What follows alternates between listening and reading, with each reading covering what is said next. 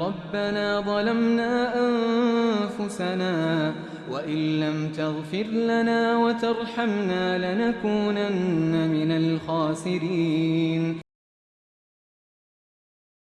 رب إني أعوذ بك أن أسألك ما ليس لي به علم وإلا تغفر لي وترحمني أكن من الخاسرين. رب أنزلني منزلا مباركا وأنت خير المنزلين. رب اغفر لي ولوالدي ولمن دخل بيتي مؤمنا وللمؤمنين والمؤمنات ولا تزد الظالمين إلا تبارا.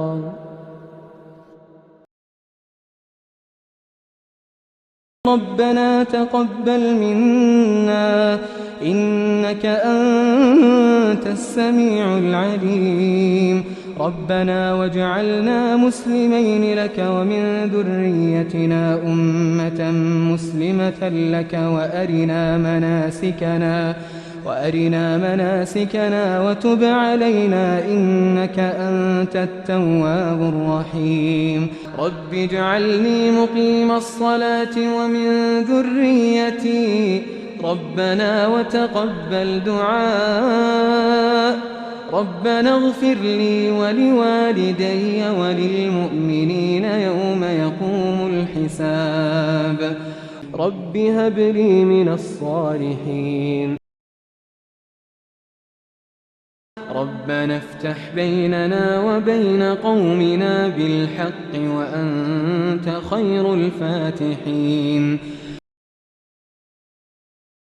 لا إله إلا أنت سبحانك إني كنت من الظالمين. أني مسني الضر وأنت أرحم الراحمين. فاطر السماوات والأرض أنت ولي في الدنيا والآخرة توفني مسلما وألحقني بالصالحين. رب اغفر لي ولأخي وأدخلنا في رحمتك وأنت أرحم الراحمين. رب إني لما أنزلت إلي من خير فقير. رب اشرح لي صدري ويسر لي أمري واحلل عقدة من لساني يفقه قولي. رب أوزعني أن أشكر نعمتك التي أنعمت علي وعلى والدي وأن أعمل صالحا ترضاه وأدخلني برحمتك في عبادك الصالحين. رب هب لي من لدنك ذرية طيبة إنك سميع الدعاء. رب لا تذرني فردا وأنت خير الوارثين.